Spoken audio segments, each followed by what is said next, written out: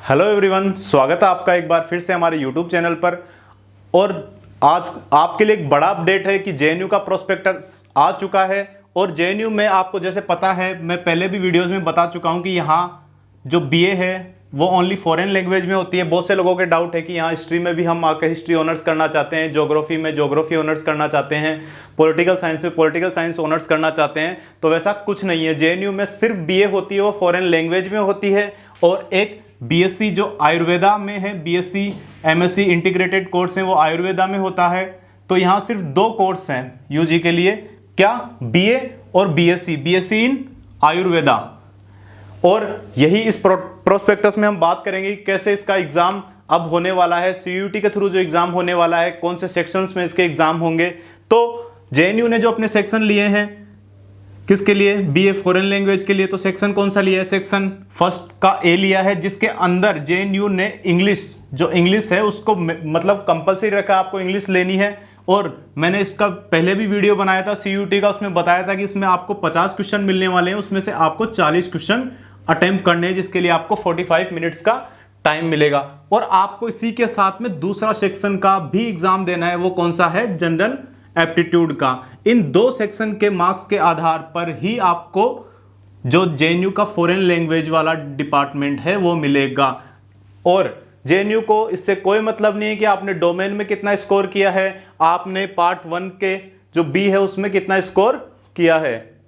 JNU को सिर्फ section first के ए से और सेक्शन 3 से मतलब है। इनमें आए हुए मार्क्स से ही आपको जेएनयू में फॉरेन लैंग्वेज में जो एडमिशन मिलने वाला है उसका जो प्रोसीजर है वो स्टार्ट होगा। और अब बात करें किसकी? बीएससी आयुर्वेदा की। तो बीएससी आयुर्वेदा के लिए आपको डोमेन वाला पार्ट है सेक्शन बी, जो सेक्शन 2 है वो उसके लिए आपको क्या करना पड़ेगा? यहां फिजिक्स, केमिस्ट्री या मैथमेटिक्स या बायोलॉजी, और उसके साथ में आपके पास संस्कृत भी होनी चाहिए। तो ये चारों चीजें आपके लिए मैंडेटरी रहेगी इसमें। अगर आप ये चारों चीजें डोमेन में बढ़ते हैं और इन्हीं के मार्क्स के आधार पर आपको बीएससी आयुर्वेदा मिलेगा। अब बात करें कि क्या यहाँ क्वार्टर मार्क्स रहेंगे या नहीं रहेंगे, तो जेएनयू ने जो अपने पुराने जो रूल्स थे उसमें कोई भी बदलाव नहीं किया है। तो जो क्वार्टर मार्क्स हैं जो मिलते थे वो अब भी मिलेंगे।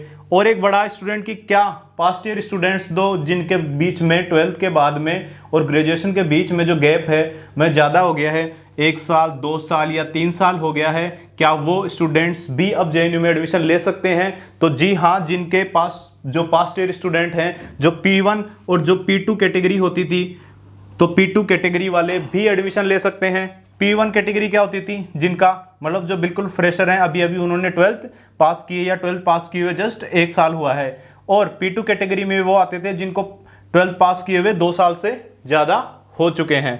और सबसे बड़ा बात कि जो इसमें 12th का मिनिमम परसेंटेज कितना होना चाहिए, तो वही पुराना परसेंटेज आपका 45% आपका 12th में होना चाहिए। कोई बड़ा पहाड़ नहीं तोड़ना है आपको 12th के परसेंटेज पे। तो एक बड़ा अपडेट कि यहाँ जो सर्टिफिकेट भी होते थे, कुछ सर्टिफिकेट भी, जो सर्टिफिकेट कोर्स हैं वो भी होते थे जेएनयू में, सर्टिफिकेट कोर्स होते थे।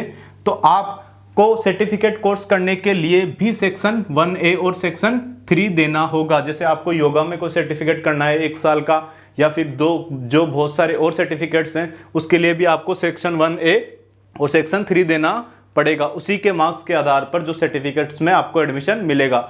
अगर आपको किसी भी प्रकार का कोई और डाउट रह गया हो तो आप कमेंट बॉक्स में जरूर लिखिएगा। जय हिंद, जय भारत।